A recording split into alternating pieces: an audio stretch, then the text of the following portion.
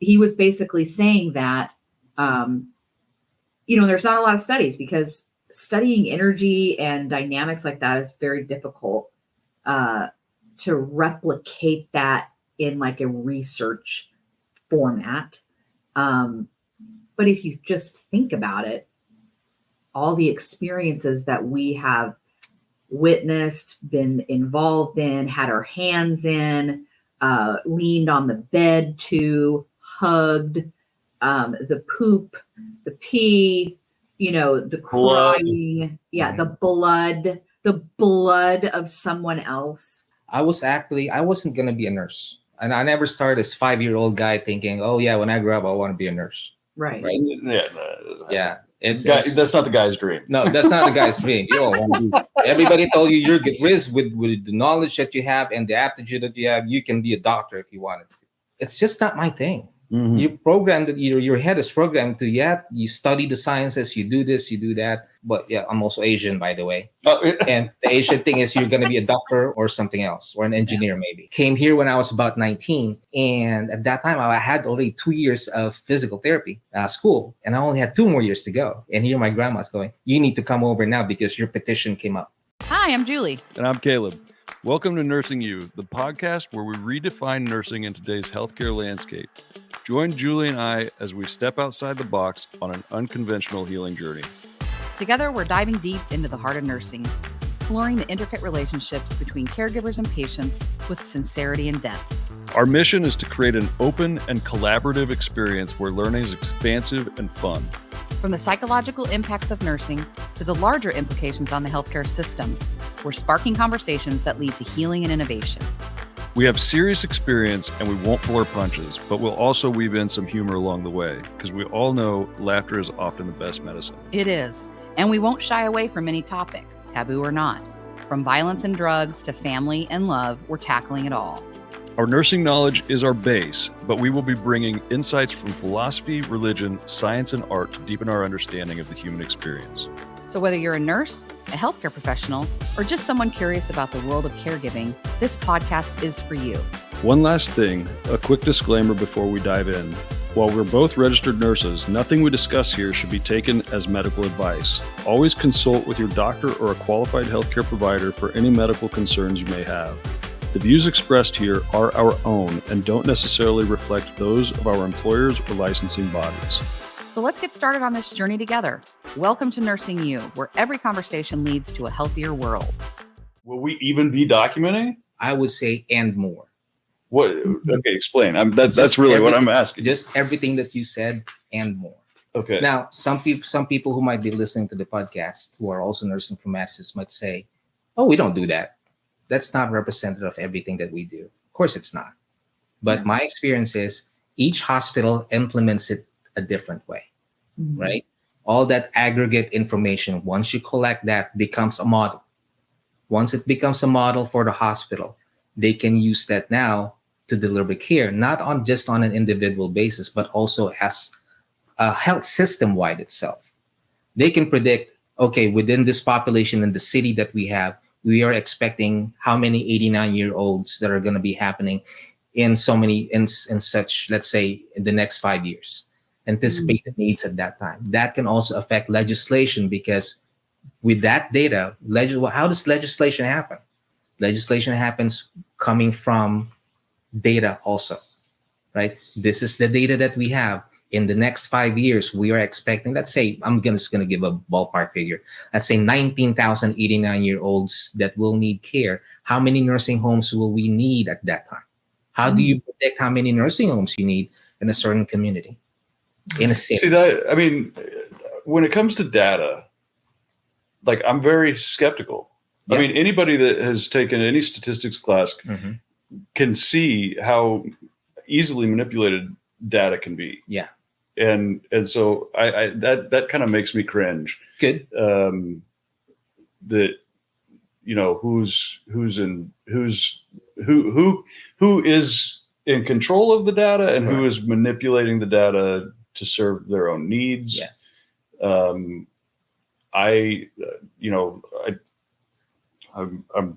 writing about evidence-based practice. Julie knows about this. She's Yep. read some of it. I'm not ready to share it yet, but the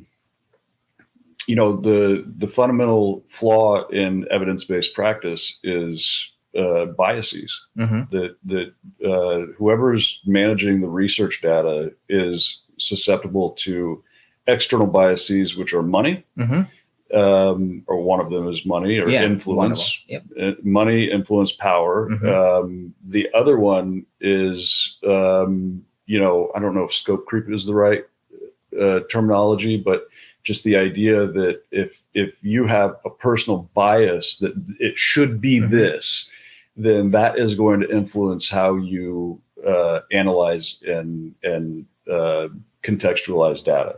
So there are all these biases that impact, how much of the system that we've created is influenced by data that was manipulated for any one of those purposes. And how has that impacted us? It could be. Does that make sense? Yeah, it does. And that's why the work that we do as nurses informaticists is important, to safeguard the data itself in order to be true to your discipline. And at the same time, you can't, let's put it this way, you can't really isolate bias. It's hard to isolate bias, but you can minimize it, right? You can also put safeguards on it so that it's a secure environment to operate in. And at the same time, you're also verifications. Also, verifications is very important, so that you just don't say, okay, let me give you an example. The apple is red. If you say the apple is red, well, is it really red? What if I turn off a certain wavelength of light and I can make it green? Interpretation. Right? So that, in a way, the application of that light is also a bias, right? So you got to make sure that when you design your ICU, or you design, for example, I'm looking for a practical application. When you're starting an IV, what things come up when you're starting an IV?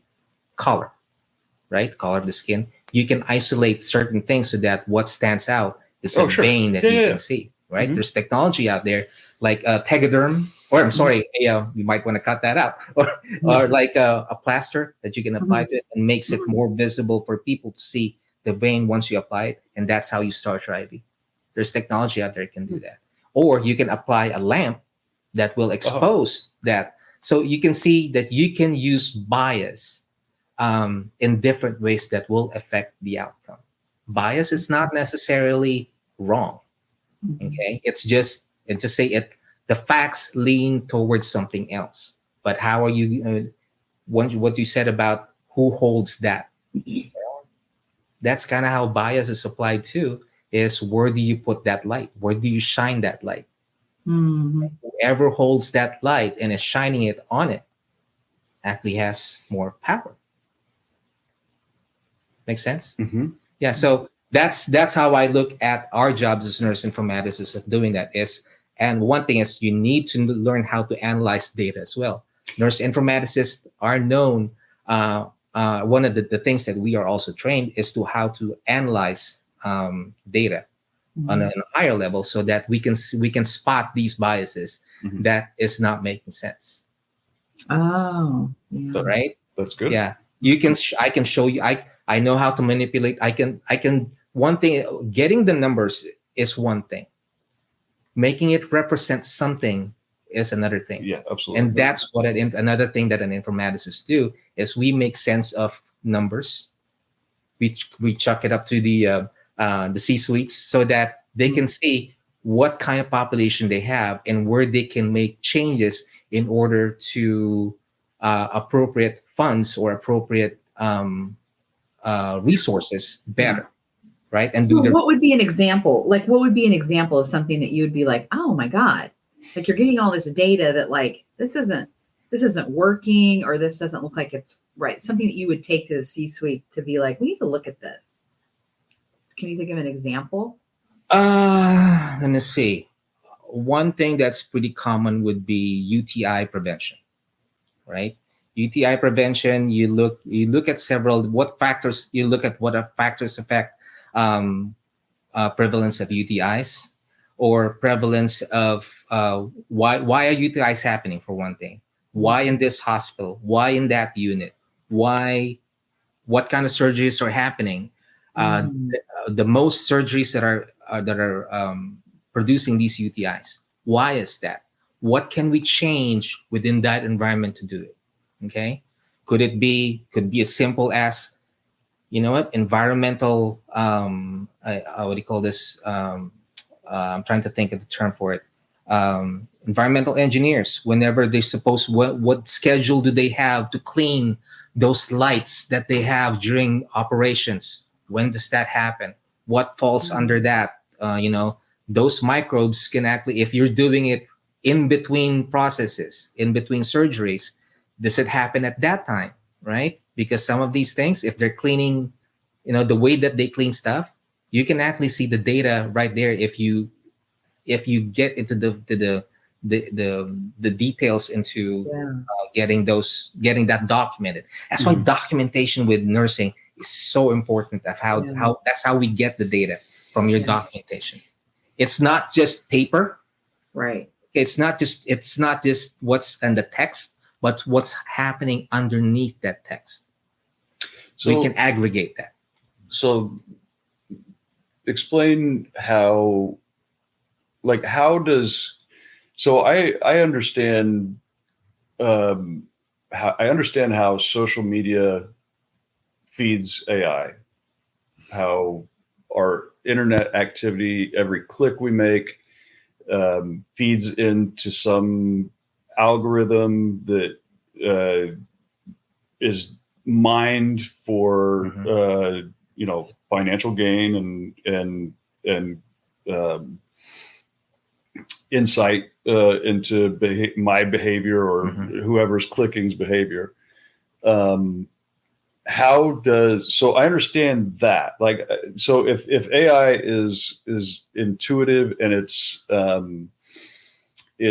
a learning program that is building its own intelligence, I can understand how those behaviors can be interpreted by a learning system and integrated into the learning system.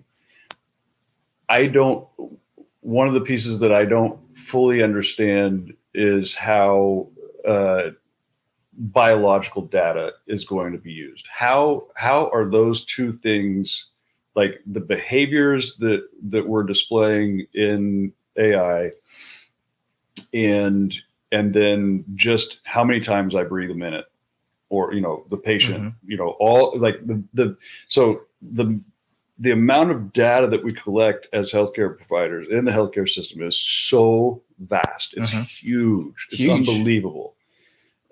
How is that going to be used? I don't understand that. In terms of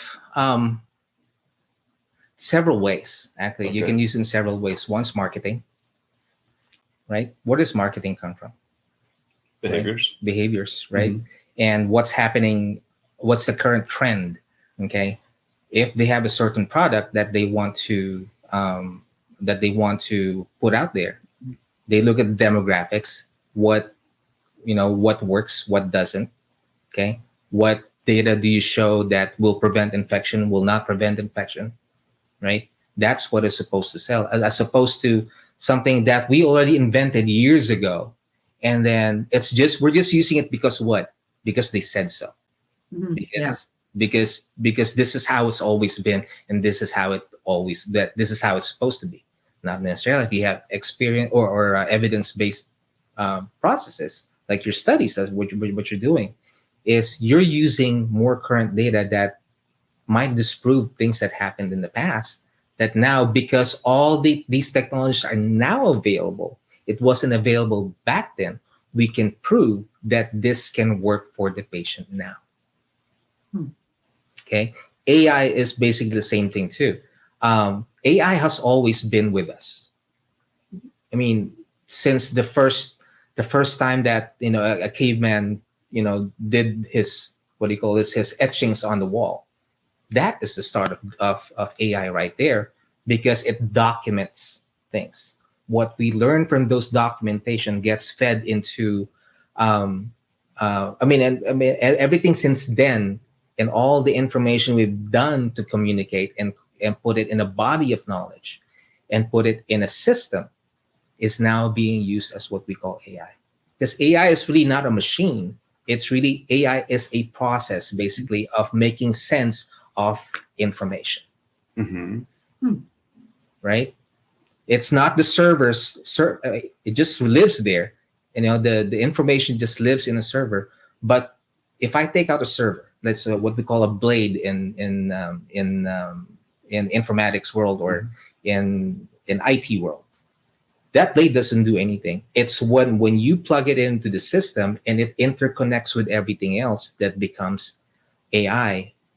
And at the same time, what is used to market things to certain populations. So, one of the things that I'm thinking about is, the interactive element of AI and how it can mimic human interactions, mimicry. And it brings up for me the idea of consciousness. Yeah. And the fact that we actually do not understand consciousness yet, our own human consciousness. So it's super interesting. I will try to find some links to this idea that we don't understand how anesthesia gases work. And we're trying to retroactively we're backdoor access consciousness. We're trying to understand consciousness through the backdoor of anesthesia, because we use the anesthesia, it shuts off consciousness, and we don't know how that is working. So if we can understand how anesthesia gases are working to shut it off, then we can understand how it works. Okay, that's the idea. And so with that kind of context, because we don't understand our own consciousness, but we're creating this thing that mimics consciousness. Because again, one of the things that AI brings up is the question of what it means to be human. What, as an informaticist, this gets into personal philosophy and what are the fundamental differences between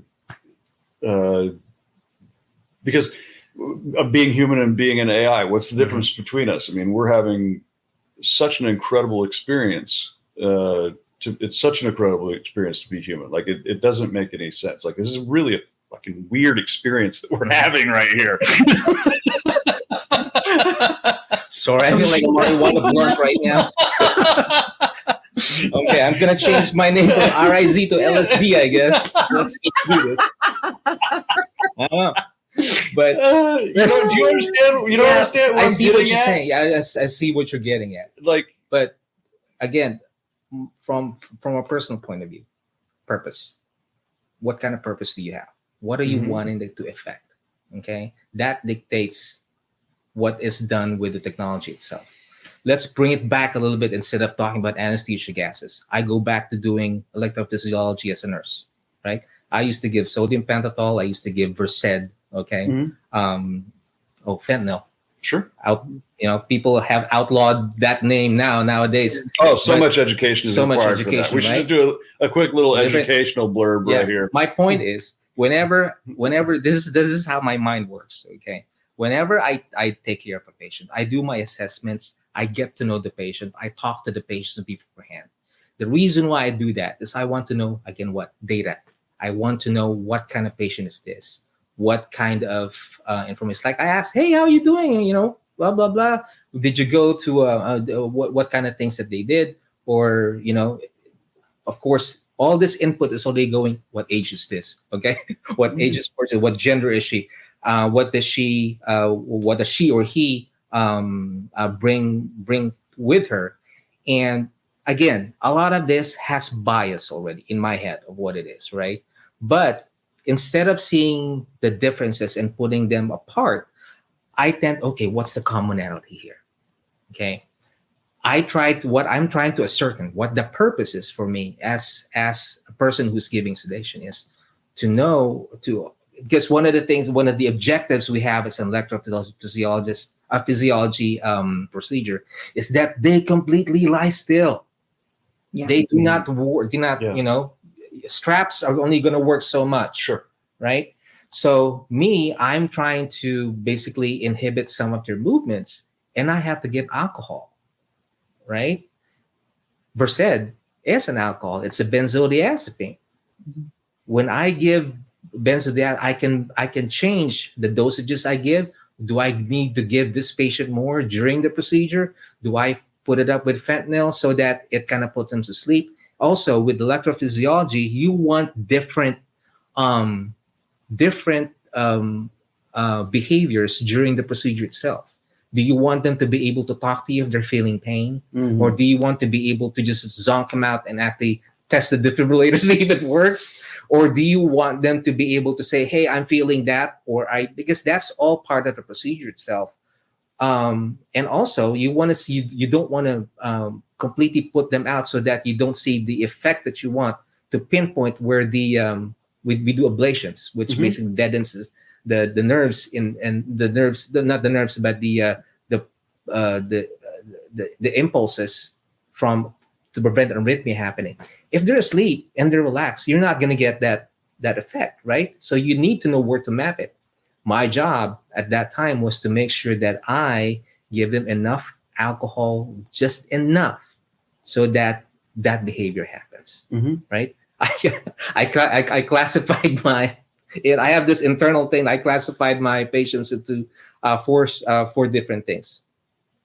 And this I get from talking to them. What kind of drunk are you? I don't ask it that way, of course. I take it from, hey, so what do you do? What happens? I look at behaviors. Okay. I track those basically and put it in my head. I don't chart that, of course. I'm not going to put Yeah. that anywhere. But in my head, I want to know what kind of things to expect. Is she giddy, or he or she giddy? Is she going to be violent? He or she violent, or is she or he going to be quiet? Is he or she going to be crying? She going to be emotional? Those things are put in a database back in my head, thinking, okay, now you can control the situation, Mhm. right? I can give more to this patient, or I can give less, so that at the end of the procedure itself, we've achieved our common goal. We've taken care of the patient. We were able to implant either the pacemaker, or we've been able to isolate the impulse in the heart, good enough that we've given the service. And then you wake them up. That's the thing too, because once you wake them up, that's also how PACU. When you and I work at the PACU before, you know how to I guess direct the conversation, Mhm. so that you only have 40 minutes, 40 minutes to an hour. You want to keep them safe during that time. So that's when they still have the after effects of the drug, Mhm. or the benzodiazepines, and you're kind of making them put in boundaries around that, so that they are safe and able to walk by the time they wake up. Mhm. Right? Sure. So what happens sometimes, some of the disasters I've seen was a patient just bolting out. Yeah. Right? Yeah. You want to make sure that those people are strapped down until a certain time, so that once they wake up during the procedure itself, they're going to be safe. Right.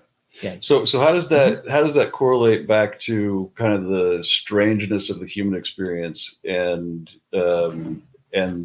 the strangeness of not understanding human consciousness, and yet creating a machine learning system that mimics human consciousness? It's hard. It's somebody probably already has this in mind already. Okay. Sure. I'm not the best informaticist. I'm not the worst informaticist. Right. But somebody out there is already working on this, so that they can correlate that. Mhm. You're going to find commonalities again, and predictive models, in order to inject that into the system, into your working knowledge. Mhm. Right. And making that apparent. It goes back to the light again. Like I said, an informaticist is like a light that shines in on the data, right? Yeah. You shine it right there so that you can see a little bit better based on your mission or based on what you want to see, how do you manipulate the data? Not manipulate. I guess the word's not manipulate. How do you represent the data so that you're making that surface a little bit? So the question is really rooted in what I'm writing about, which is nursing suicide, and the angle that I'm approaching it from is through criticizing evidence-based practice. And so working back through the history of evidence-based practice, which takes you back to reductive reasoning, deductive reasoning and reductionist thinking, is when you scale back evidence-based practice, what we're doing in evidence-based practice is what's called reductionist thinking, where you have a problem that you've identified, you have your bias that is informing the perspective that you're approaching the problem from. So, what is a watermelon?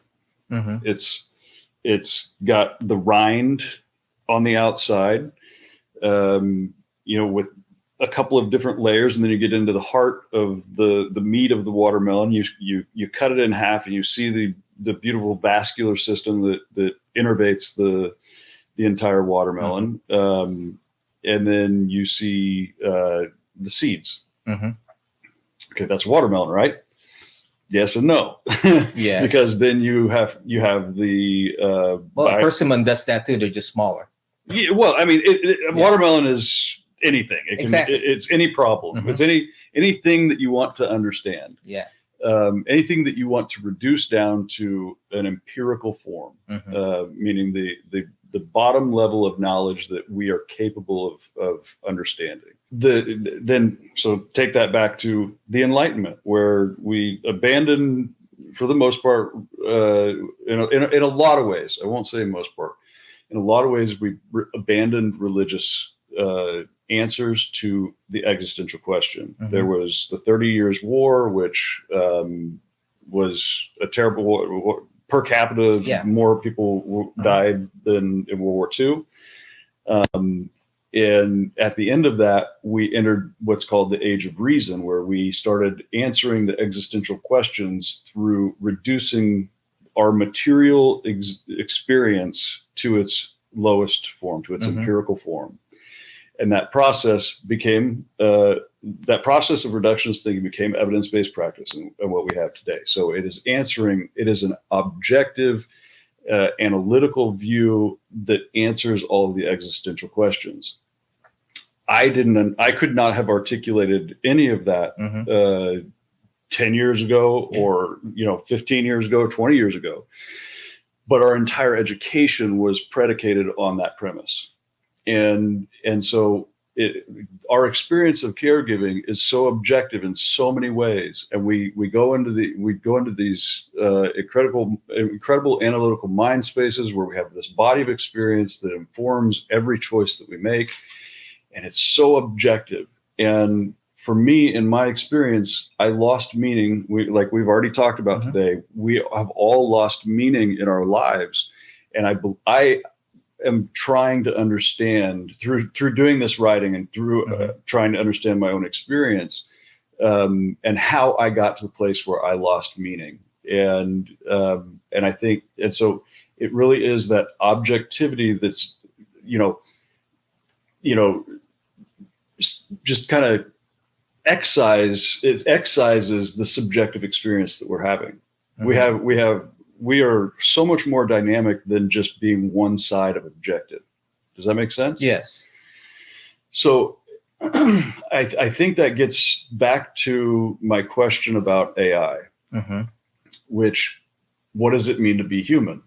Because to me, the thing that was, contributing to the breakdown of my psychology was really a lack of meaning. So what does it mean to be human in an age when we're going, it would seem that we're going to be interacting and dependent on something that is entirely objective. Does that make sense? Yeah, it does. Did you track that? Okay, good. I go back to the basics. Land the plane, guy. And basically, I guess what you have to ask yourself is, what do you want? You go back to that. Well, remember what I said earlier. You end with the purpose. Yeah. Right? You start with the purpose. Okay. Now with EBP, you try to be blind about when you're gathering data. You try to be blind, but you have a plan of what are you trying to prove? That question also comes up, in my head when I'm asked this question. What are you trying to prove? And the thing is, you got to know what you want as a purpose first, right? Because what happens sometimes is you have all this data, you have all this raw information. What do you do with it? It becomes information. Remember the Maslow's hierarchy? I forget what it is now. Maslow's hierarchy. Yeah. So you go from what? Hierarchy of needs. Hierarchy of needs, and also the classification of information. Like, for example, you have raw data, which is numbers, right? You have the numbers. How do you make sense of the numbers to get to the next level? Once you get the numbers that get to the next level, you tend to, what we call in the businesses, aggregate all this information so that you get to the wisdom. Your final result should be wisdom, right? Having the knowledge and make sense of it. Yeah, but that you already have that as your endpoint, basically. So going back to being human, I'm going to ask, I don't like answering questions with asking questions. What is it? What defines a human for you? Well, that's I'm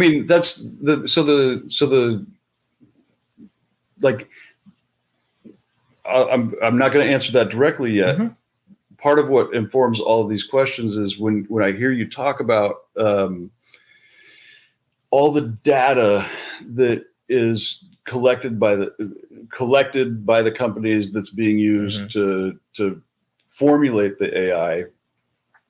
Let me correct you there. They're not formulating AI. They're basically meeting their objectives of their what do you call this? Stockholders. Each company has a fiduciary responsibility to address what? Profitability, right? So they have objectives already in mind. However, they're trying to find, okay, based on the behavior of this, how can we affect that? How can we direct the flow towards more profitability or the objectives of the company itself? So then the question that I'm actually asking is a moral one. Could be. I think it is. I mean, that how, I mean, I'm certainly not an expert on what capitalism is or any. I mean, I'm a nurse. What do we know about that, right? I exist in a system that I don't fully understand. But capitalism removed from any morality seems to be a pretty oppressive system, just like any other system. Yeah. Any system removed of that human element of caring. So, I guess if I may, the point I'm bringing about is to answer your question is, what makes you human? Your definition of being a human, and at the same time, if you're going to be designing what do you call this, or creating a process, you have to have the end in mind, but you're also basing it on ethics, a body of knowledge, and at the same time, the regulatory rules that you have to abide by in order to affect that. Because even if you have ethics and it doesn't, there's always, just look at the US right now. There are certain laws that are different from what people define as their own ethics, right? So you have to put that all together in order to affect the final product that you want. Because if you can't get to the purpose that you want, because it's against the law. Certain, it's immoral to do that, or what you call as immoral. It's actually, I look at it as more ethical. And at the same time, do you have the resources? What resources, what technology is available to you at that time in order to get to where you want to be as a purpose? Mm-hmm. Right? So think of it as if we can relate it back to nursing. Back in the day, go back to, it's a lot of it told. Oh, the other thing too is opportunity. If the opportunity presents itself to you, you gotta know where to take it. But in order for you to take it, you gotta be prepared for it by what? Your education, your experience. Mm-hmm. Those what kind of things opportunity are you talking about? Like, look at the Crimean War. When I say Crimean War, what do you think about?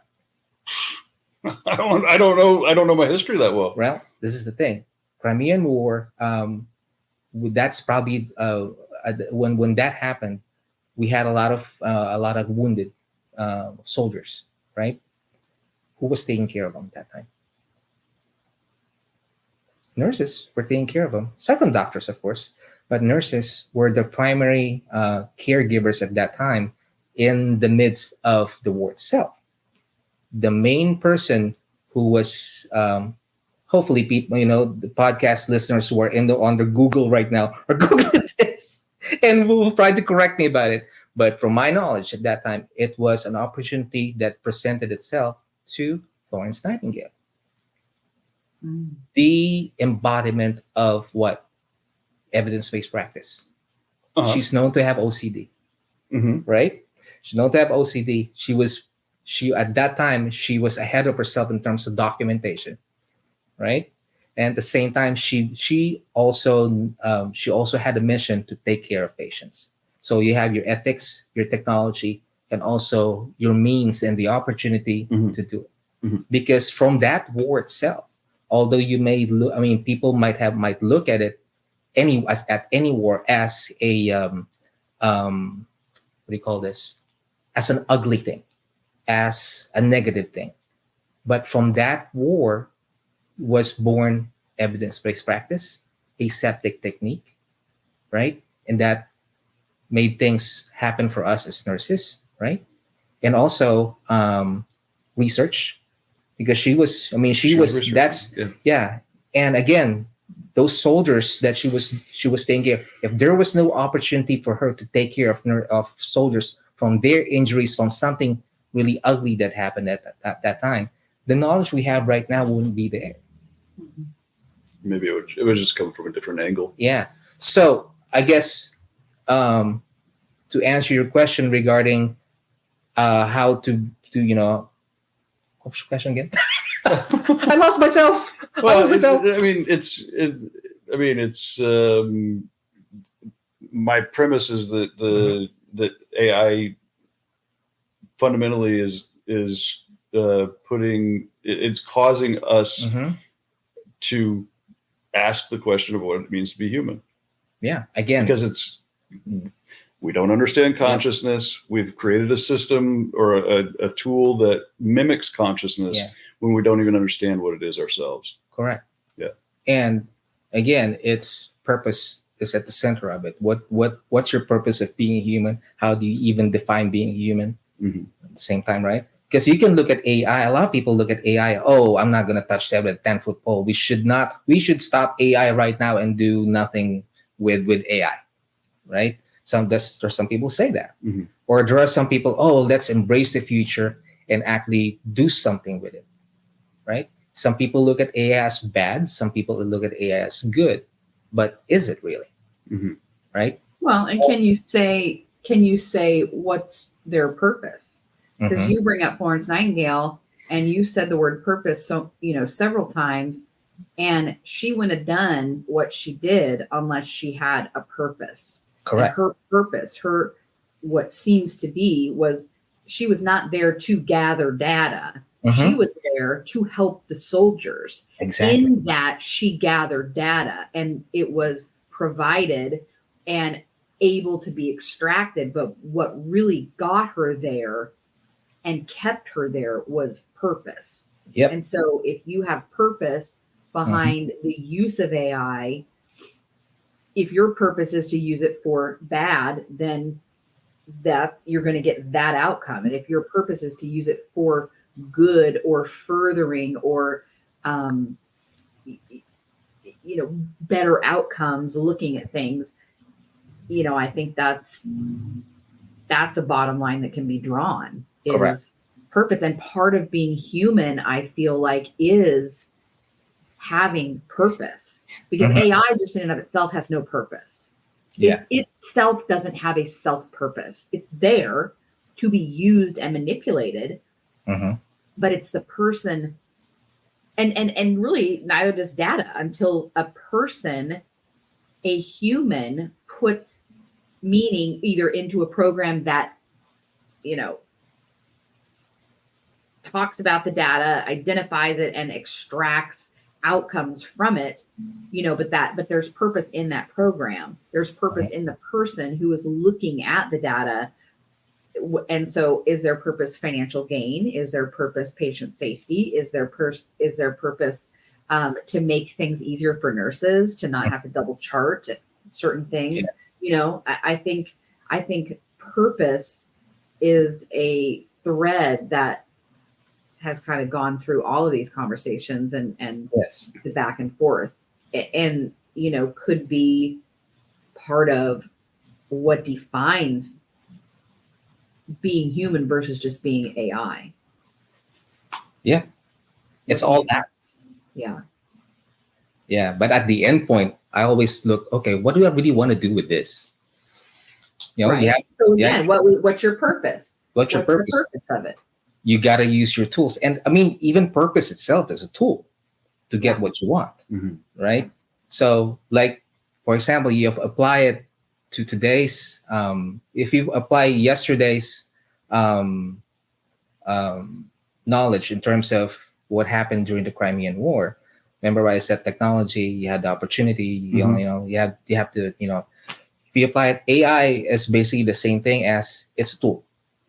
If you want to simplify it, you can say it's a tool, right? But it's just a bunch of numbers, spreadsheets, Excel files, all put together so that it presents a certain number to you, or not a certain number, but a certain picture to you of what the numbers are representing, right? Even Excel itself is ones and zeros. Sure. But you put all that and aggregate it together or put it together so that it represents something that's meaningful for you, something that has meaning to you. You have to have a meaning and a purpose as well. Yeah. Yeah. Just having a purpose, I could be a psychopath, sure, and have a purpose. Yeah. Right? Yeah. I got to have my ethics, my ethics, my purpose, and also the meaning of what that means. Yeah. So that's how that's how I look at it. Did I answer your question? I don't know. It doesn't have to. It doesn't have That's to. The thing. It doesn't have to. I mean, the ultimately, my purpose in even exploring the question is connected to Julie and I's purpose, which is combating, fighting against nursing suicide. It's has the highest rates of suicide of any professional career. Yeah. It's incredible. Why? So I'm analyzing all of this stuff. I'm constantly thinking about this stuff. How, like, I feel like it's part of my purpose. I survived. Like, why? Right. Like that was a real question for me at the very bottom. I mean, I can remember at the bottom thinking I could just be homeless. I could be a homeless person. As a nurse, I have watched so many people. When I worked in one of the rescue missions downtown in nursing school and a little bit after, and I remember taking care of a couple of guys. One of them was a lawyer who basically just. I remember him saying something like he saw through the veneer of society and he just didn't want to participate anymore. Yeah. So it was bullshit. Yeah. And that was the option that he chose. And I was like, purpose. I mean, that's like, wow. Blew your mind, right? Blew my mind. I mean, how, like, how do you get to that place? And then I lived my experience, and I got to the place where I'm like, I can just be homeless. Like, I've seen it. I know how to do it. I know how to navigate the system in a way that I could stay alive and not deal with any of these problems of modernity. And and at the end of the day, what I decided was there's no one in my life that would benefit from that. My kids would not benefit. Like they would maybe benefit in the sense that, maybe they, if I'm not successful in building myself into the best version of myself, then maybe it would benefit them. But if I don't try to make myself the best version of myself, then everyone kind of loses. Everyone loses, myself included. So it became part of my purpose to become that best version of myself, so that I guess my kids would have some, like, my kids wouldn't have to say, oh, my dad just disappeared, he's homeless somewhere. That, how embarrassing would that be? Like, they don't have to deal with that now. They just have to deal with their dad that, doesn't always have a regulated nervous system. Caleb, that's kind of my reality right now. I'm thinking about that, and my kids probably don't know what I'm doing right now. They could care if I'm homeless somewhere, but the thing is, what's your purpose? Yeah. It always goes back to that. Yeah. So then part of the purpose that emerged from choosing to participate in life, in modern life, part of that purpose became, and it was especially after I found out that our friend had taken her life or lost her life. We don't really know exactly what went down, but when I heard that, because her and I's story are so similar, we had so many points of reference on our journeys down, that I became aware of this problem of nursing suicide. And then that became kind of the thing that I've been thinking a lot about for 6 or 7 years. Why did I survive, and how can I help other nurses not commit suicide? Yeah. And the thing is, you've already started with the problem right there. Nursing process. Yeah. Start with what? The problem. Yeah. Right? Start with the problem, but you also have goals in mind at the end. Sure. Right? Yeah. That's basically how your nursing process is supposed to work. Yeah. Yeah. Right? So all this for example, exploration of thought is just, it is just that. It is me processing. I wouldn't say just. It is that. Because it's actually the meat and potatoes, what people say, but of data gathering, making sense of the data itself. You gather the numbers, you try to make sense of the numbers, you shine a light on something, and then find a solution for it. Right? Which one of the solutions is meaning. Correct. I mean, we are meaning-making beings. In fact, one of the things that I can look back in how my psychology broke down was that I was attributing meaning to things that was really just my imagination. So, and I think that and this is something that I see in broader society today, which is conspiracy theories. So many of the conspiracy theories, you look at it and you're just like, what the hell? Like, but it makes perfect sense to me in a world that has become so dependent on numbers and objectivity, that those, because again, back to the Enlightenment thinking, reductive reason or deductive reason, reductionist thinking, where it's all analytical and all objective, it loses that subjective meaning, which has historically been religious. So all of that has been removed, and we have this heavily leaning objective thinking society. In that context, it makes sense that if we are beings that innately create meaning, project meaning onto other things, then conspiracy theories make perfect sense. Like, because we're going to make it make sense somehow, even if there's no correlation whatsoever. Mm-hmm. So to me, that is a representation of the dark side of Enlightenment thinking. And that's why you never stop learning, because conspiracy theories, where do these beliefs come from? It's information available to them at that time. That's why we never stop talking to each other, because your facts and my facts can actually, if we put a conduit in between that, we might actually come up with the correct deduction and the correct reasoning to what makes sense, or mm-hmm. put meaning into what it really is. Mm-hmm. Right? That's why this discord in terms of just isolated, not even associating with conspiracies. My thing is, sometimes I look at that. When I say it's not a negative thing. It's interesting. Well, let's make sense of this. Gather more facts. At the same time, now let's talk to him and say how wrong he is. That's how basically. But again, it only happens when there's an exchange of information, mm-hmm. right? So that's how I look at it. Yeah.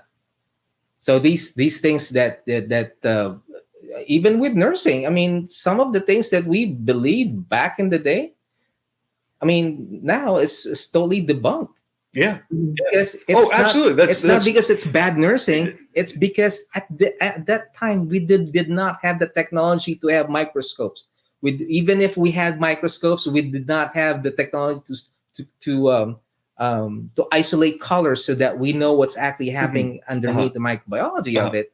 And we did not have enough data to actually interpolate from what happened before, because there's lack of experience, right? We did not have that way of concluding and publishing our stuff at that time, because we didn't see all that experience happen. Mm-hmm. So now that you have the experience, how can you make it work? Mm-hmm. Yeah. It's not just nursing, it's medicine. Sure. It's just about everything.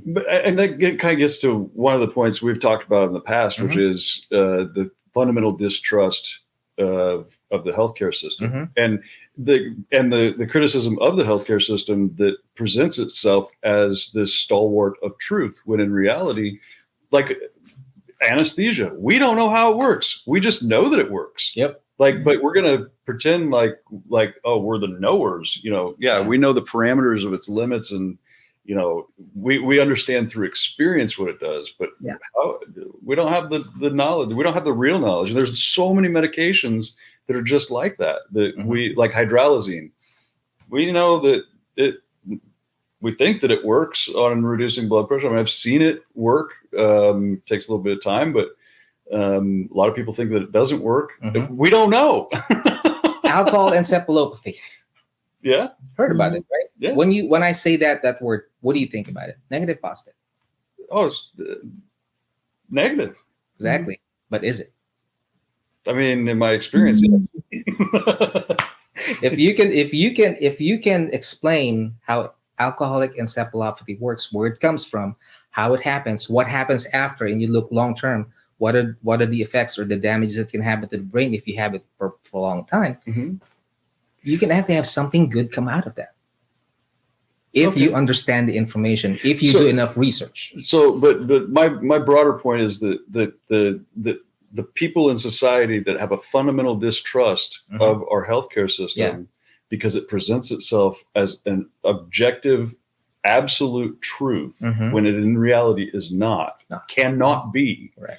That is, or can be misused. It can be misused. Absolutely. Those are like, I think that's, I don't know, that's part of the conversation we're having about, evidence-based, mm-hmm. that,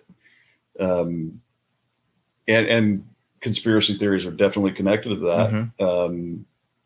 And I don't know, I've kind of lost my point. I've lost my track of thought, but I get relating it to I guess it's not really a mission, but it's to my train of thought about using AI for good and using basically using technology for good. It depends on on what your purpose is and who has control of it. Mhm. Right? So it's technology. It's there. It's it's just there. You do with it. It's like being given to you. Okay, you it's like free will. Mhm. Free will's given to you, right? What do you do with free will is up to You. whether it up to you. Whether you make it into a good path or a Absolutely. bad path, That's true.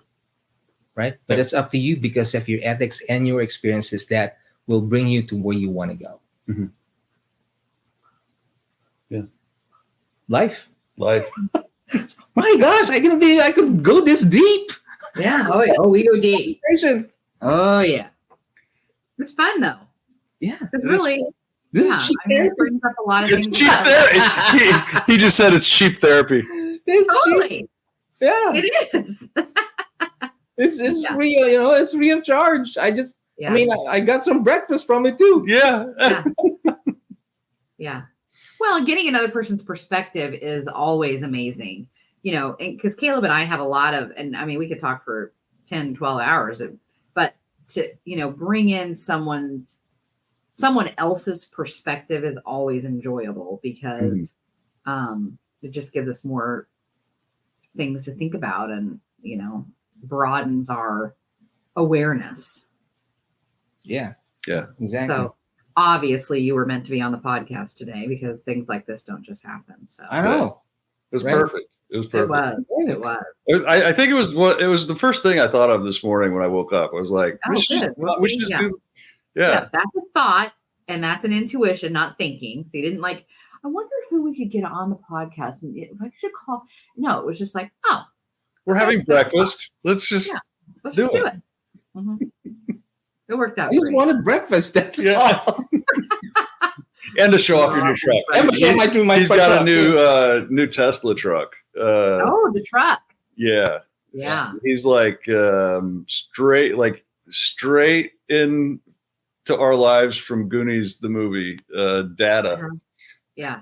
He's got the all new his glasses gadgets. with the video thing, and he's got the Yeah. new cyber truck, and Uh-huh. he's a computer guy. He's like, Oh, I love it. he's gonna hit me with one of those punching arms that comes out of the Yeah. Out of his fanny pack. out of the fanny pack. I love And this it. from a guy who just springs out of a what do you call this? A food truck or a Oh, food yeah. food container Yeah. Yeah. just to make fun of people. Oh my It's god! funny. Well, this is fun. All right. Yeah. Thanks, guys. Yeah. I really enjoyed this. Like I said, this is cheap therapy. Yeah, man. Good to see you, Riz. Thanks. We hope you've enjoyed this week's episode. Remember, the conversation doesn't end here. Keep the dialogue going by connecting with us on social media posted in the links below or by visiting our website. Together, let's continue to redefine nursing and shape a brighter future for those we care for. Until next time, take care, stay curious, and keep nurturing those connections. And don't forget to be kind to yourself.